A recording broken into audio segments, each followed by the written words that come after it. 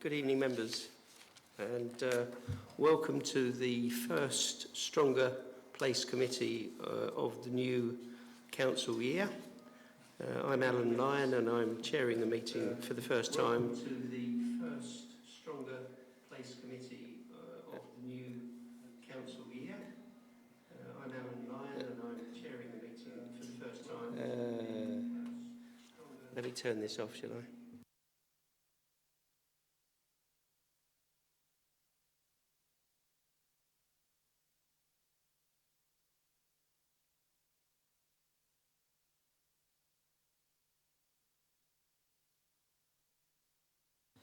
Right. Do I need to say that again? No. Well, good evening, members, and welcome to the first Stronger Place Committee of the new council year. I'm Alan Lyon and I'm going to be chairing the committee. We've got Richard Morgan, who is my vice chair. Welcome to the first Stronger Place Committee of the new council year. I'm Alan Lyon and I'm going to be chairing I think we need to adjust our sound system. Who is my vice chair.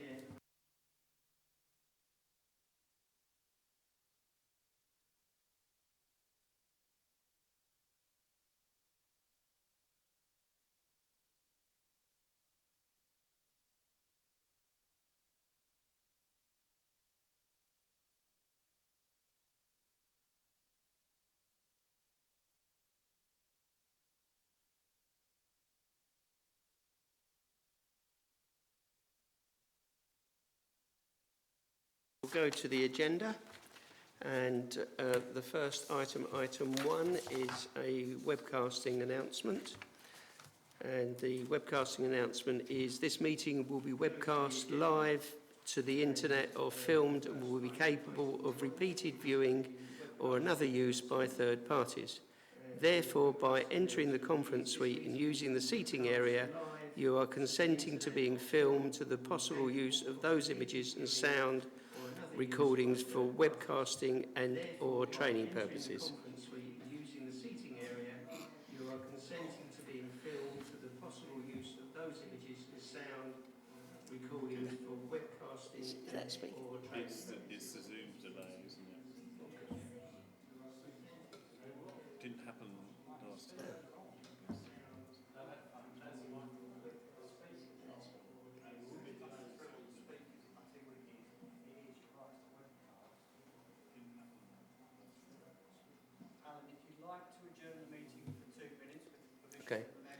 Okay. If you don't mind, members, I'll adjourn the meeting so the sound system can be readjusted.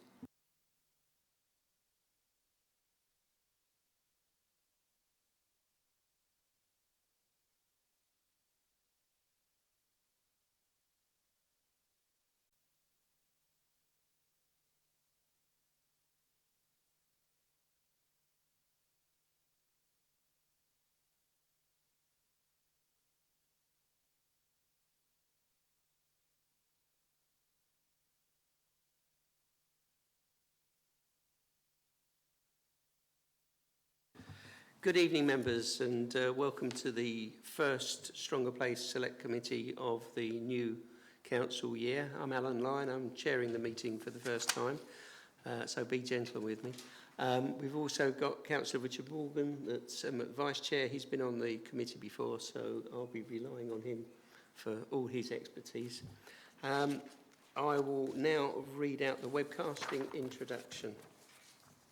This meeting will be webcast live to the internet or filmed and will be capable of repeated viewing or another use by such third parties. Therefore, by entering the conference suite and using the seating area, you are consenting to being filmed and to the possible use of those images and sound recordings for webcasting and or training purposes. Item 2, apologies for absence.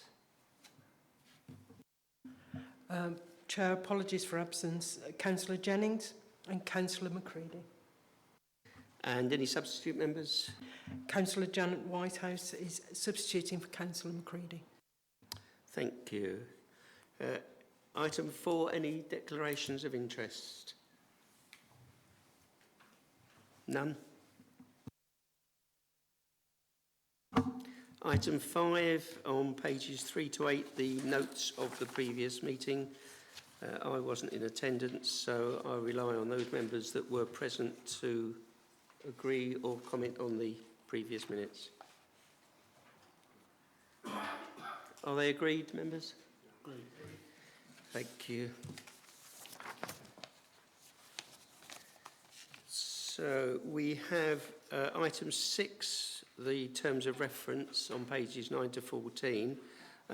But because we have somebody that is going to talk through a local plan update, Natalie Blanken, on Zoom, it's been suggested that I bring that forward as the first item. So if I can bring item 7, local plan update, forward, if everybody agrees. Okay, so over to Natalie.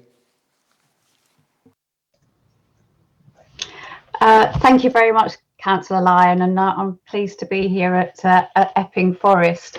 What I want to do this evening is really just do two things, really just to update you on the stage we are at in the plan making process, and to highlight an imminent consultation on what are known as the local plan main modifications.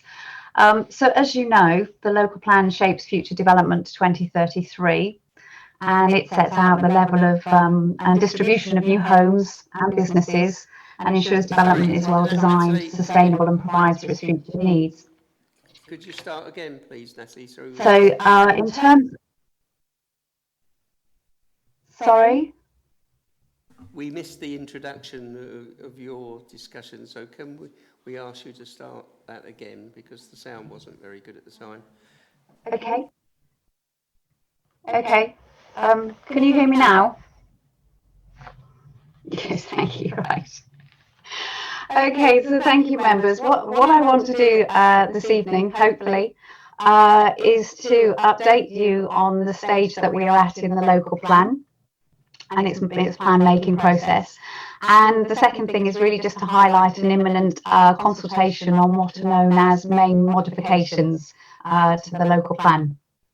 So, as you know, the local plan shapes the future development in the district to 2033. It sets out the level and distribution of homes and businesses, and it seeks to ensure development is well designed, is sustainable, and provides for the district's future needs. Now, we've been through a rather long process on the local plan. Members may recall that back in late 2016, we did a public consultation which received something like 3,500 consultation responses. Full council approved the local plan for submission back in December 2017. We had another round of consultations between December 2018 sort of late 18, and then we had examination hearings in the spring and summer of 2019, which then culminated in the inspector providing her advice to us in August 2019. So there's 2 points here really. The first is it's important to note that the local plan has reached an advanced stage. It's gone through a series of consultations, it's been through the public examination.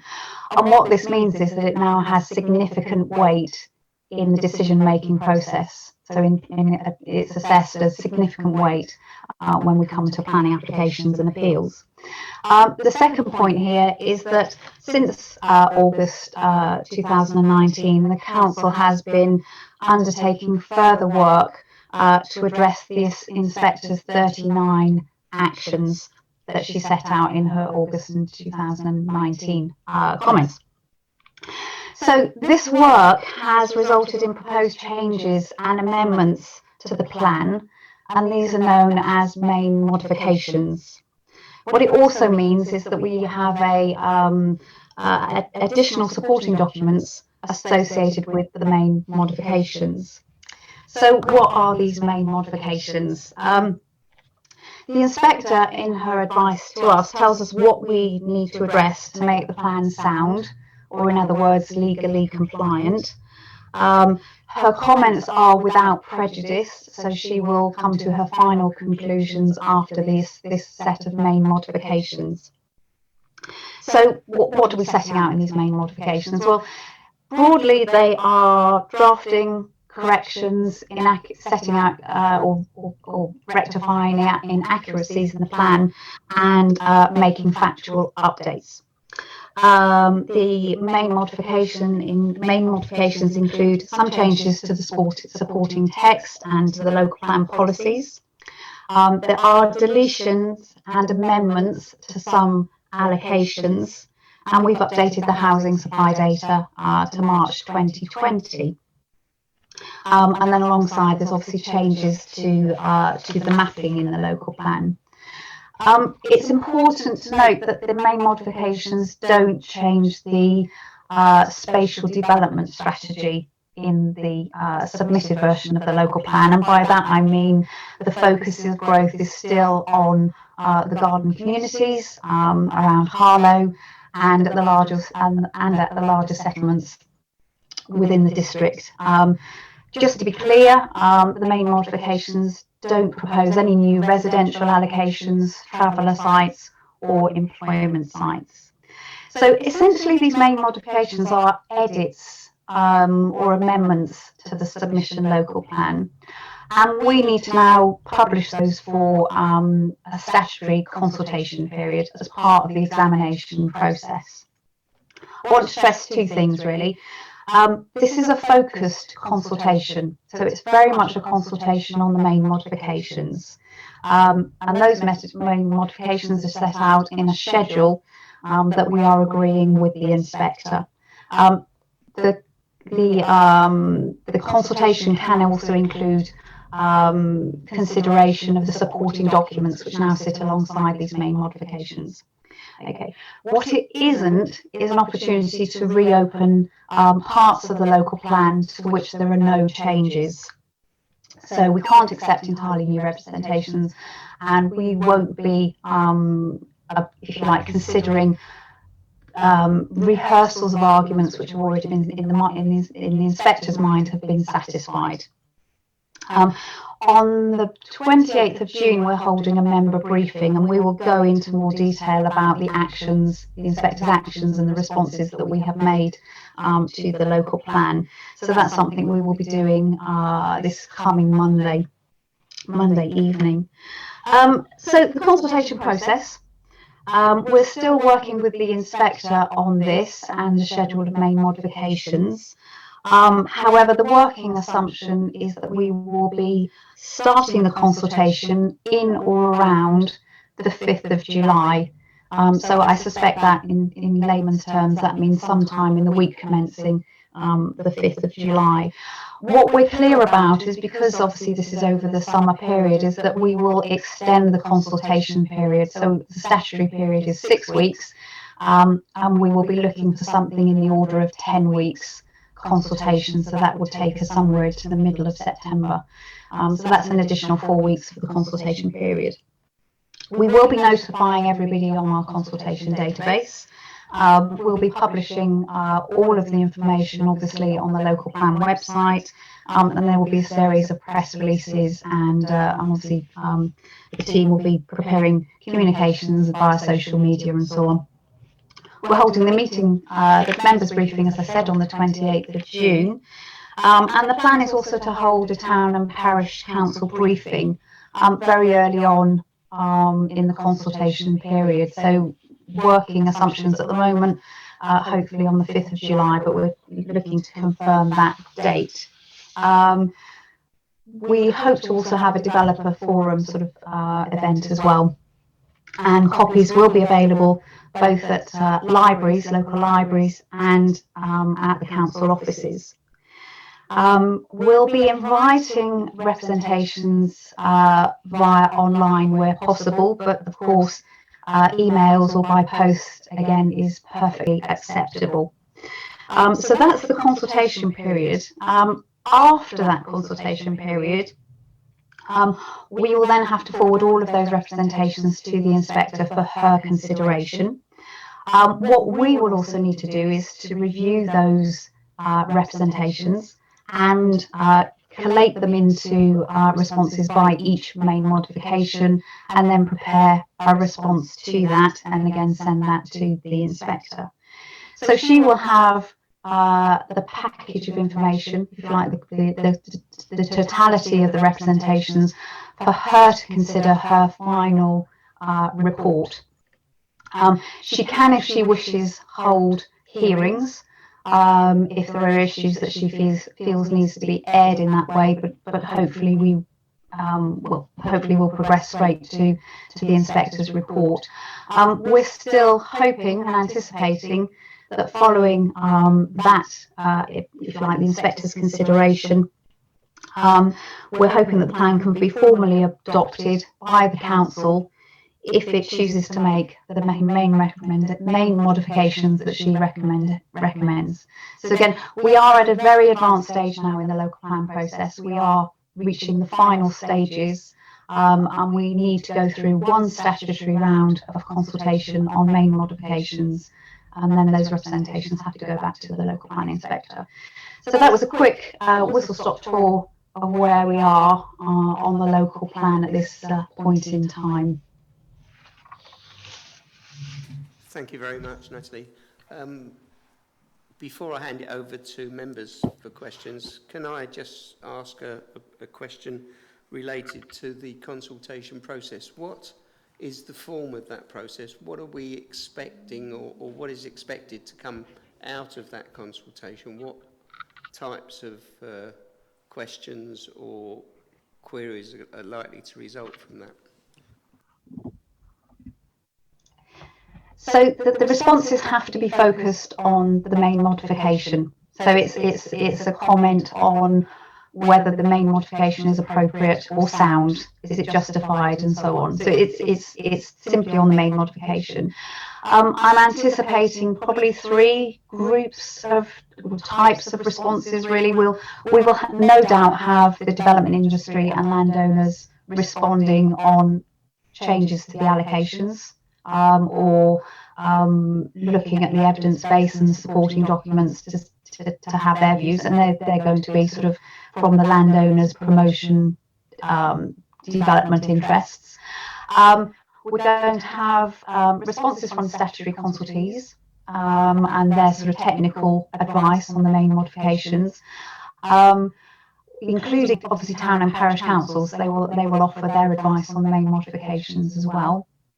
And I suspect in terms of volume, the public responses are going to be there in terms of volume of responses.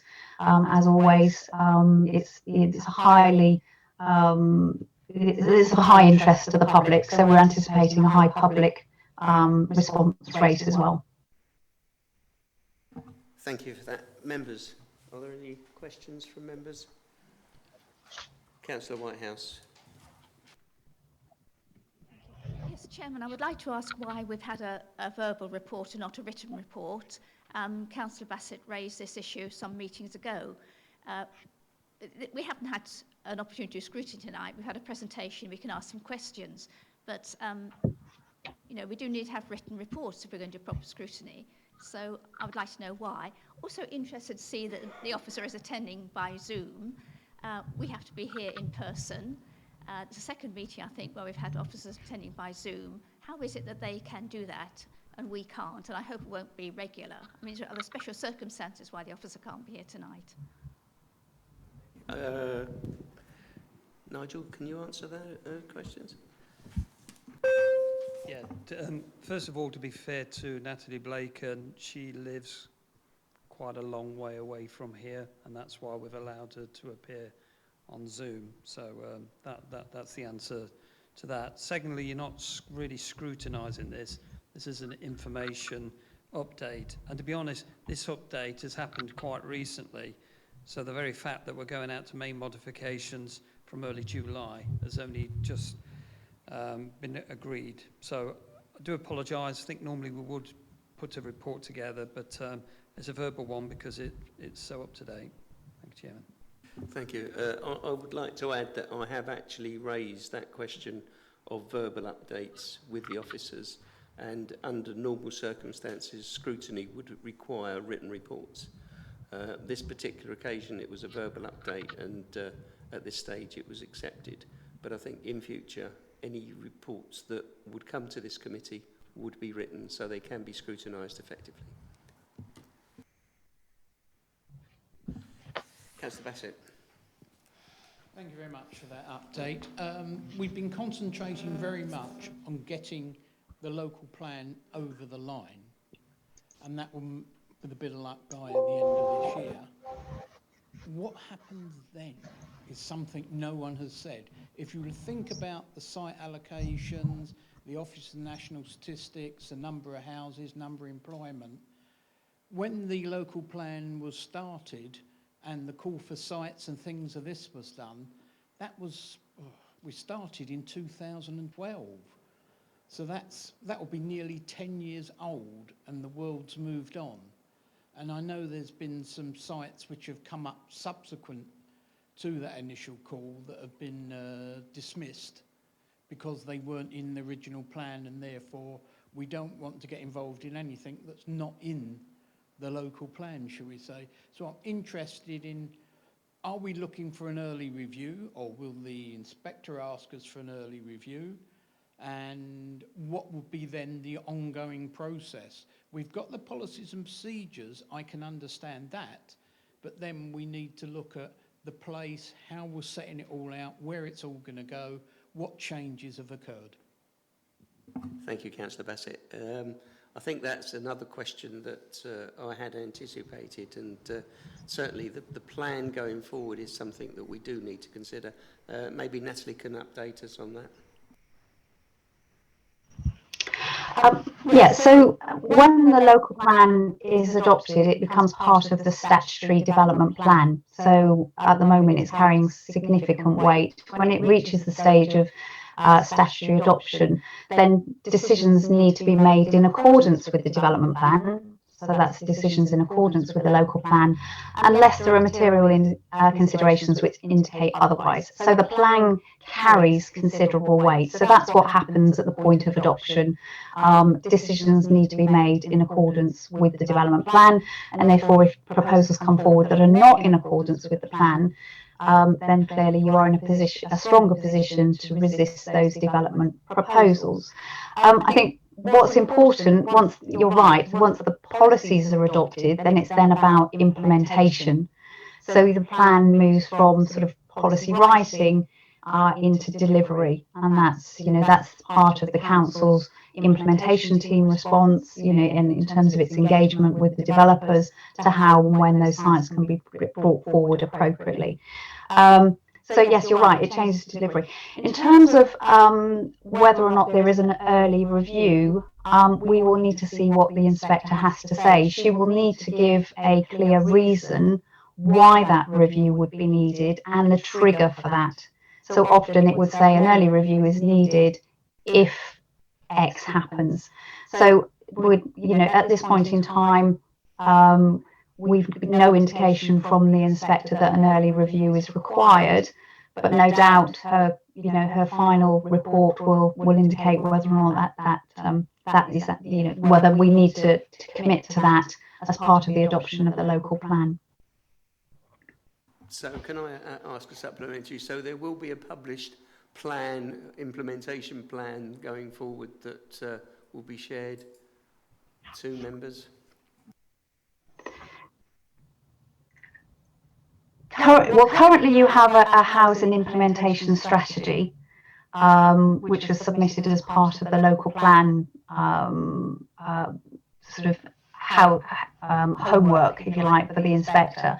So I would anticipate that you would see more, updates to that in terms of the implementation strategy, in terms of housing action plans, and so on. So it would be working corporately to seek to implement the local plan and working with obviously landowners and developers to bring those sites forward. And of course you've got your own sort of Qualis, and working with that team as well. Thank you. Councillor Bassett, you wanted to come back? Yeah, two things. I most probably need to declare I'm on the board of Qualis. I've just thought of that one. And the other thing is the government has brought out lots of proposals, etc., for changes in planning rules, some of which would have been catered for, but some of them, like the changes to permitted development, how would they impact? Who trumps who as far as our local planning is concerned if we suddenly find we've got permitted development changes? Similarly, the Office of National Statistics brings out housing and job numbers. How should we look at responding to those? Because I know if we didn't get our plan in early, then the number of houses required jumped considerably. But will that come back to bite us and they say, I'm sorry, you've got to put in more? I think the plan is the plan, but Natalie. Okay. Okay, yeah. So in terms of PD rights, what that means, I'm sure you'll know, it means that someone, a landowner, can come forward and change, say, the use of a shop to a residence or so on, without needing planning permission. So it means it sort of circumvents the planning system. So in that instance, the development plan has no effect. Because it's not put forward as a planning application. In some instances, you need to put in a prior notification application, but again, the consideration of that is on very limited grounds and doesn't include the development plan. So yes, you're right. There is a changes to the permitted development regulations which are outside the development plan effect, if you like, so people can go ahead without needing planning permission. And as I said, the statutory plan has effect when you have a planning application coming forward. I hope that's clear. The second point around changes to housing figures and job figures, the plan's been prepared against previous guidance on how you calculate the housing requirement.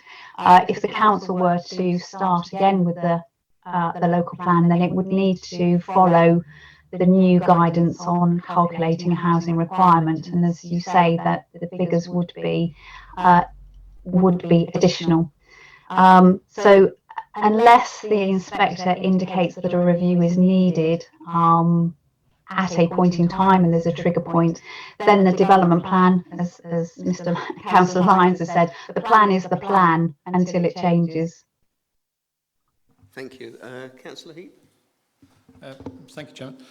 Just to clarify, if the permitted development is allowed, can that happen to sites that have recently been turned down for residential use if they were industrial?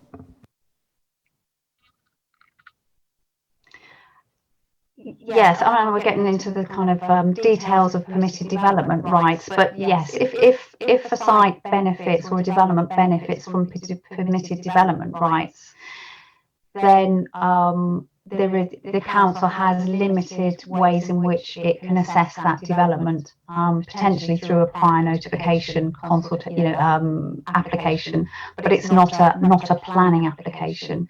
So hypothetically, if a site had been refused planning permission for change of use, say to office and to residential, but now benefits from permitted development rights, then the refusal, the previous refusal, I'm afraid, doesn't have an effect.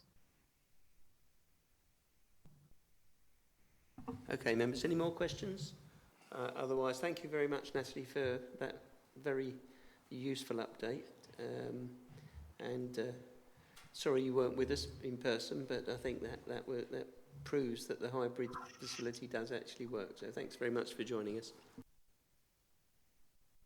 Okay, no doubt we'll see you at the members' briefing on the 28th. Sorry, before you go, Councillor Bassett, did you want to raise something? Sorry, I was just nodding. You said, am I okay? I was going, oh, yes. Absolutely fine. Okay, so we'll move on back into the agenda to the terms of reference.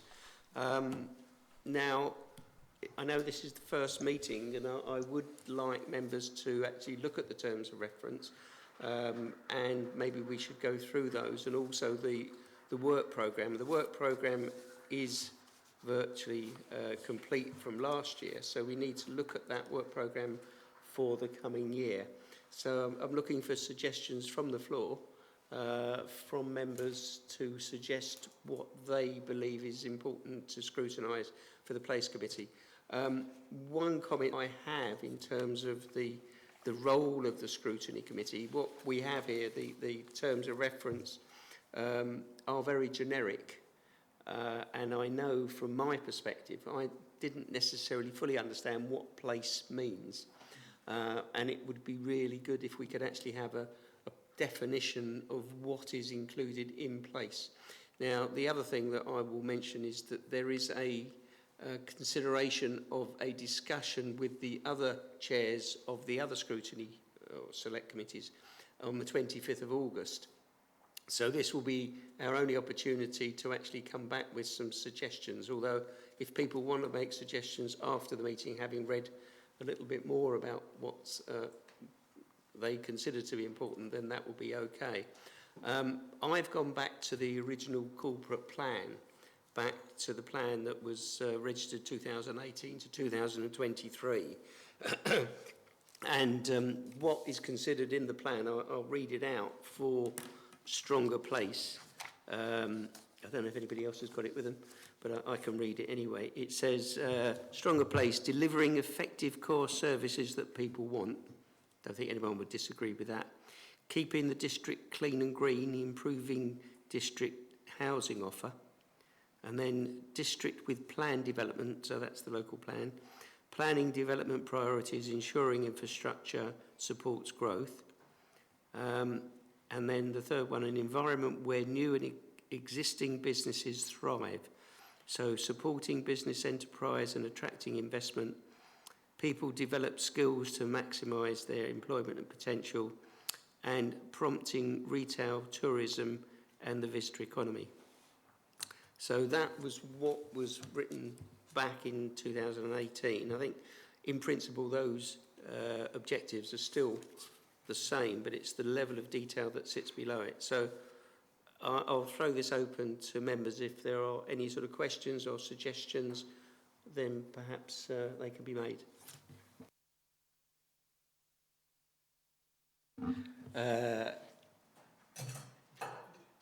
Okay, before we moved, we've had, did I see Councillor Hadley? Yes. Could I ask you to go first, because you've had a comment, so I'll let Councillor Hadley add some views and then we can move. Thanks, Chairman. I mean, I must admit I do struggle with the word stronger than place. Council, it's fair enough, I understand that. The community one and this one seem to overlap in various places, but to me, the place part is more of infrastructure and physical things, which then you ask the question, why doesn't it include the drainage plans, flooding? We talked about the tree policy a few weeks ago, things like that. Also, what's just come up is the implementation plan for after the local plan coming up. But that's got to go through somewhere. Presumably it's going to be scrutinised. I would hope so anyway. So where does that fit? I think it fits here. Let's have a look. Public transport. Do we cover that? We could do as far as the scope of that within Epping Forest, yes. Yeah, I mean, public transport, including taxis, things like electric scooters, and the highway changes to accommodate more cyclists. And the question of, will there ever be more cyclists, or is it just a bit of a white elephant like it's proved in other places? Maybe that's not for here, but that's just a comment on it. Land drainage, I mentioned that, flooding, tree preservation, climate change. There's got to be one for here. And the clean air strategy. Great. As a starter. Yeah, I think that's some good suggestions. Anybody else? Councillor.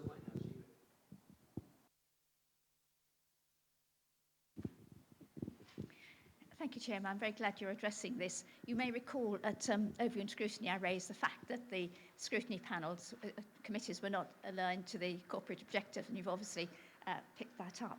And you mentioned the meeting that's going to take place in August. Mr. Dorr invited me to put in some suggestions. I would like that to be open to all members to put in suggestions, because I am really concerned that scrutiny has become a very officer-led thing. It should be, you know, looking at the things that we are concerned about, our own service as well as outside things. And I think one of the reasons members are not doing that is they just do not know what these scrutiny committees are supposed to be covering. I mean, it would help for a start to know which portfolio holders each committee is scrutinising, because the whole idea of scrutiny is we scrutinise the portfolio holders and all the services that they represent. But as you say, it's so general, these terms of reference and so forth here, that, you know, what you've just said is very helpful. But perhaps Mr. Dorr could tell us which portfolio holders are aligned to which committees as a start. Nick, would you like to comment on that? Yes, I'm just going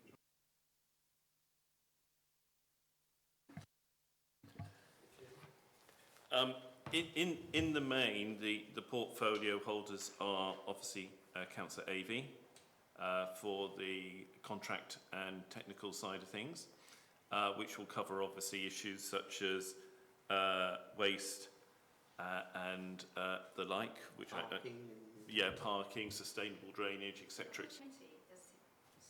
This one. Yeah, I don't really want to know what all the portfolio holders cover, but that's in the documents we have. What I want to know is which scrutiny committee scrutinises them. So, sorry, that's what I was we're talking about this one, committee. This committee. This committee, right, okay. Sorry. So, we're talking Sorry, specifically... I was only going to go through the ones that would come to this committee. Oh, sorry. Sorry. If you moved on to what was contracts and regulatory, that includes North Weald operations, airfield operations, because that is considered as place. In the current terms of reference, obviously one of the particular subjects that it will be up and coming relatively soon will be the employment land at North Weald, and how that also dovetails into the broader SANG plans and the countryside development. So that would certainly be an issue that you would expect to come here, because it's spatial, you know, it's related to place. Currently that's covered by obviously Councillor Patel, as part of Councillor Patel's setup. Housing in terms of the hard physical build of the housing programme. Now, obviously, part of what Deborah Fenton is trying to achieve in the strategy is strengthening the community side of things, which would obviously be considered by the community scrutiny, but this physical building of houses, which is closely associated with the improvement in individual towns and locations and estates, and that more physical bit would come here. Housing is currently covered by Councillor Whitbread, but it's one of those things where, depending upon the particular subject, it would go to two. Not the issue would go to two scrutinies, but there would be two bit that would concentrate on physical housing, and a bit that would concentrate on community making. Economics is the third one, which is currently in the portfolio held by Councillor Phillips, along with Finance and Qualis.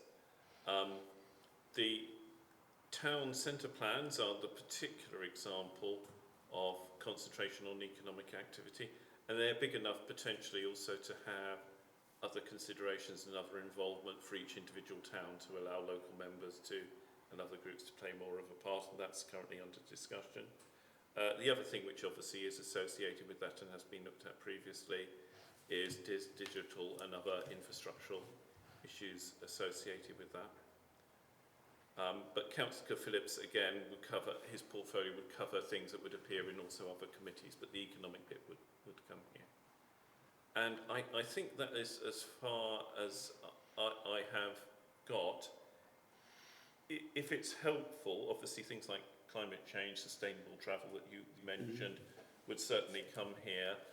They're currently they effectively report via Nigel and planning. They're in that space anyway. That's where they are. They have both individual projects. One of the things to note is obviously There is a climate change strategy that was previously covered, but the consultation is due to happen in autumn. So if you're looking around when you need to look at those things, they would be late autumn onwards. That would be where there would be some details. North Weald Master Plan would also be public consultation territory from in the autumn, to give you some idea of timing. The local plan adoption, you heard the timetable, so if you were interested of what happened next, it would be, again, late summer and following. If that's helpful, Chair. Yeah, thank you very much.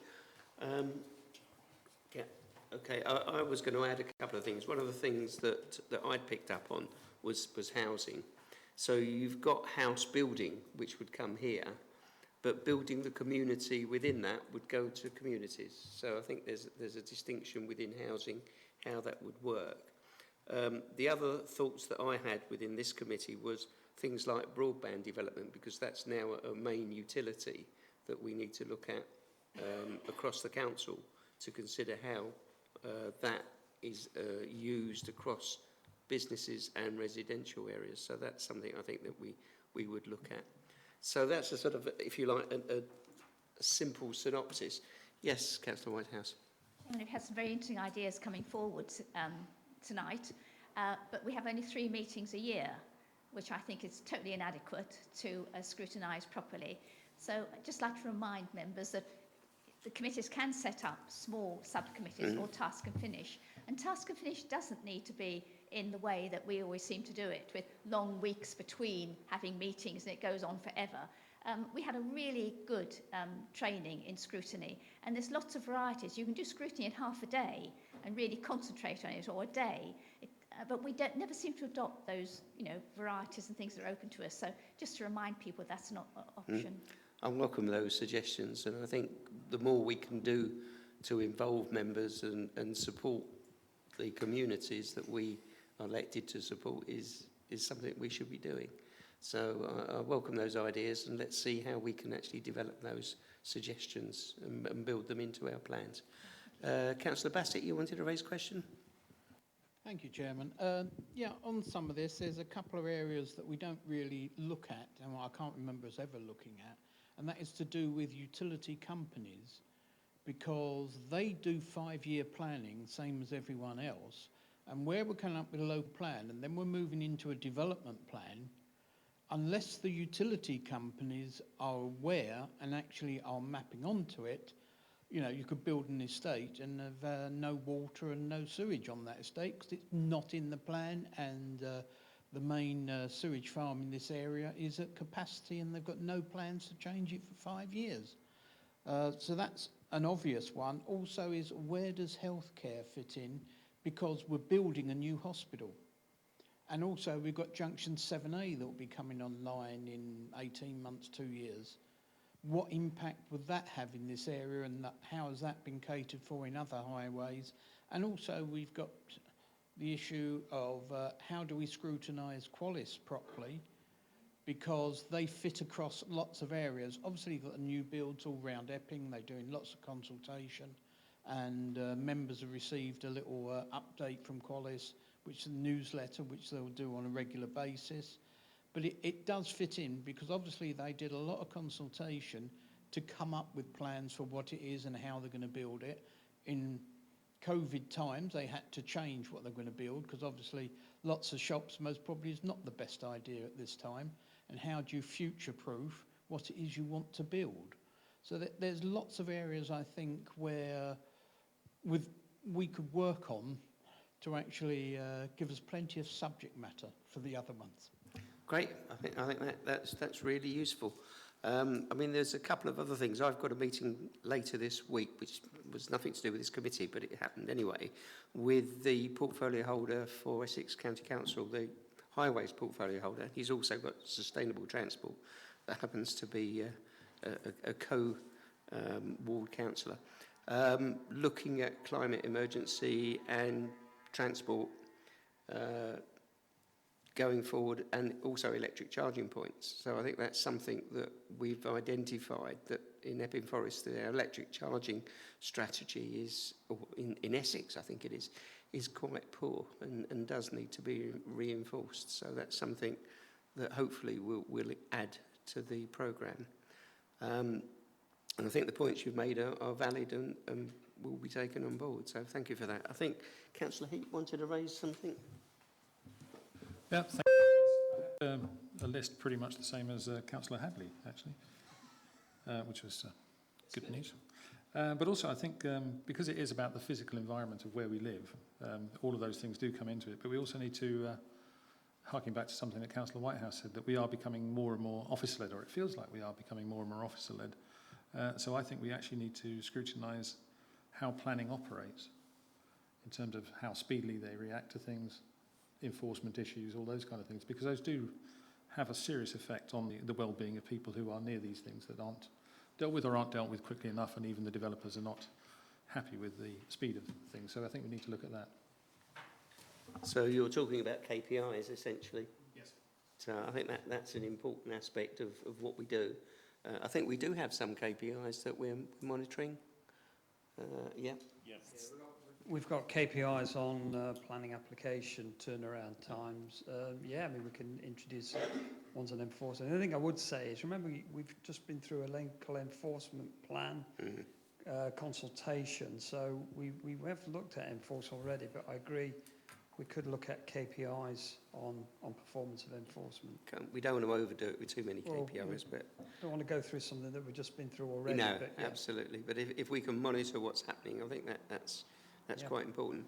I mean, one of the things as an example that I've thought about was nothing to do with planning, but it was about fly tipping and the impact of the changes that were made by Essex County Council 3 or 4 years ago, where they closed a lot of the recycling centres to building and industrial waste, and what that impact has had on ourselves, because we are in Epping Forest having to pay to collect and pick up fly tips that possibly would have been dealt with if Essex County Council had continued that. So it's a question of balance of cost. Is you know, what does it cost them to save money compared to us to cost money? So, you know, that's something that we need to look at. Or is that completely wrong? And is the reason for fly tipping something other than that? And people just don't want to actually take responsibility. So I think... I don't know whether it would be helpful or not, but some of the subjects that have been mentioned are perhaps useful if we bring back a relatively brief paper which indicates KPIs or issues, like if there is a correlation between the timing, and then members decide or not whether a deeper review is required. Because obviously, as we mentioned, there's lots and lots of subjects. Another example would be, for instance, the utility issue, you know, with the spare utilities. Now, that is an active consideration at the moment around the employment land at Northfield. So you might want a quick glimpse of, you know, the correlation between the local plan, the spare or otherwise utility, what might happen as people switch over to electric heating, etc. But then specifically look at the take more notice of the issue around something that is up and coming. But I appreciate you need the information to do that. And perhaps one of the things that you might want to consider is almost a series of thought pieces, you know, covering relatively simply the subject, and then you decide which ones you want to look at in more detail and when.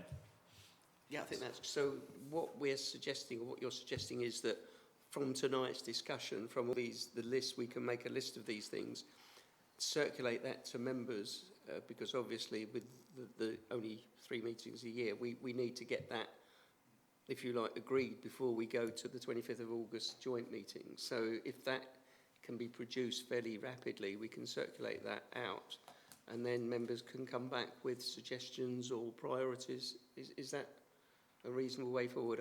I do take the point that it should be, as Councillor Heaps pointed out, it should be member driven. We need to be driving the agenda here, and I very much support that. So we don't want to be seen to be officer driven, and I think we have the opportunity to take the initiative and scrutinise what we feel is important. Nigel. Sorry, just going back to what Councillor Heaps talked about in enforcement, just to give a plug, there is training on planning enforcement next week on the 29th between 6 and 7:30. So perhaps attending that and raising some of those issues might be And it's a Zoom, so Zoom, yeah. so we don't have to be there. Great. Okay. Any other comments? Councillor Bath. You talked about the crossover between the other committees. How do we cope with that? Is there some form of liaison between there? Because surely to look at something properly, we've got to do it jointly. That's possible. I think one of the things that I'm hoping to come out of the joint meeting with the other chairs is to look at what's happening. If you look at the three committees as a triangle, there are going to be tails, if you like, that are going to overlap. So, you know, there could be things that go, I don't know, to communities or could go to council, because a lot of the things that council would discuss, the impact is going to be felt in place. So I think that's something that we will need to try and sort out with the other chairs and work out the best way forward of what we know at the time. And then hopefully there'll be a regular dialogue with those chairs to make sure that we keep talking and keep sharing that information. So thank you for that. Any other questions? Yes. Thank you, Chair. This is my first meeting with Stronger Place, and frankly, I find it all a bit muddled. And given that we need to overlap with other committees, the other committees, and other areas, I think having something that represents what we do in a pictorial sense would be really helpful, as well as the reading materials. So that's my view this evening, but I must admit that, you know, I have learnt a lot in a very short time. Good. I mean, if you're learning something, then we're obviously making some progress. No, I agree. I mean, the terms of reference, I think, are the things that do need to be tightened up and describe what we do a lot more effectively. And I like the idea of some pictorial representation, some sort of pictogram but I'm not quite sure how we represent it in a pictorial form. I don't know whether... Sort of a graph, you know, with the overlapping responsibilities with other committees, for example, and other areas. Okay, so... Sorry, yeah, Chair.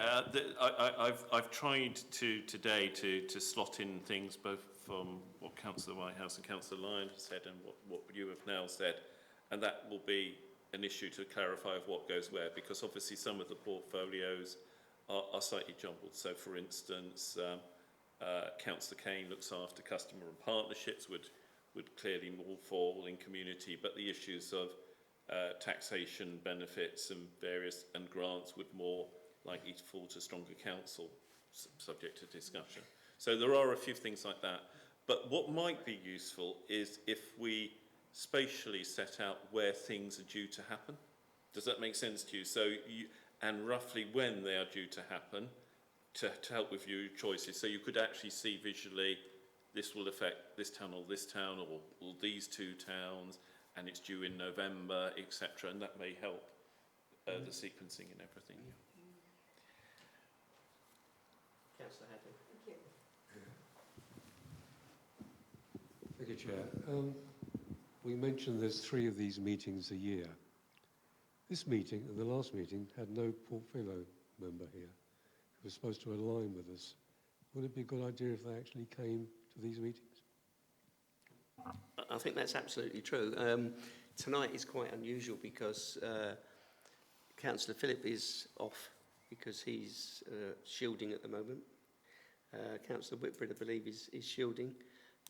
And Councillor Bedford's just had a hip replacement. So they're the people that I would have expected to see here. So, yes, I think we have to give some allowances for the current situation and what's happening. And I would say that I think we wish Councillor Bedford well over his hip replacement. He's back with us as soon as he can. Thank you for that.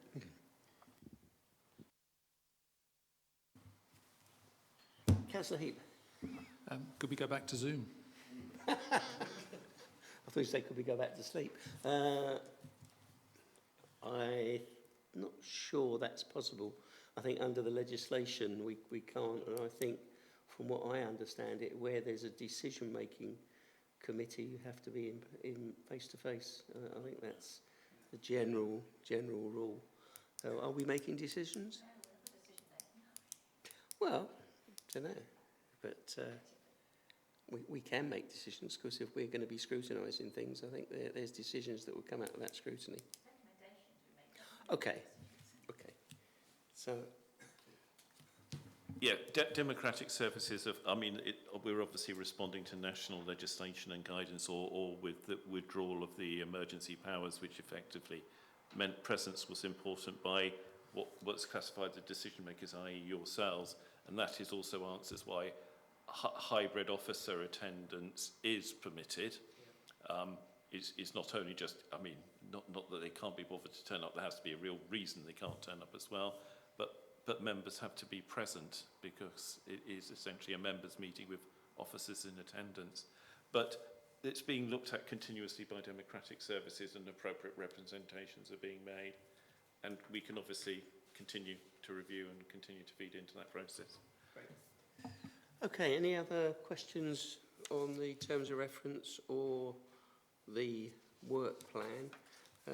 I think the only thing that's actually on the work plan at the moment is Harlow Gilston, and I think that's going to be an interesting one, because that probably covers a lot of the things that we've talked about tonight all in one place, because we're starting from the ground up there, and it's going to be interesting to see how that develops and whether we've anticipated correctly, and whether things have been built in. You wanted to raise something? Yeah. Yeah, only just to help the conversation, the two things that are probably most pressing on the Garden Town are the Latin Priory development, which is one of the earlier developments, and the sustainable transport corridor issue and its overlap with other things in the district. So there are, you know, there's the general kind of subject and two particular things that may be useful to look at. Great.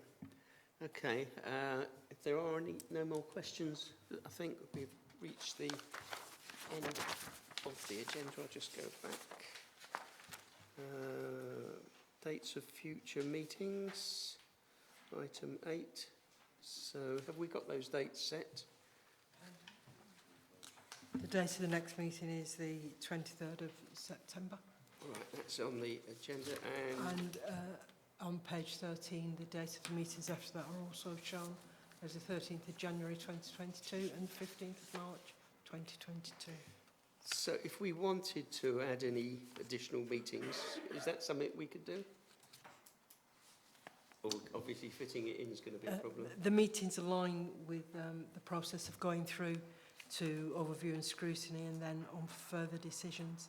I think previous suggestions from Councillor Whitehouse have expressed or shown there are things like task and finish groups or other ways that may provide an alternative.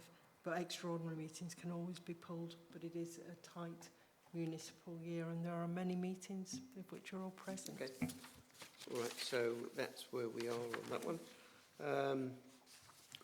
I would urge people to have a look at the corporate plan and the objectives that were set out there, and if they can come back with anything else that they'd like to be considered on this committee, and we make it a member-led committee, that would be really helpful.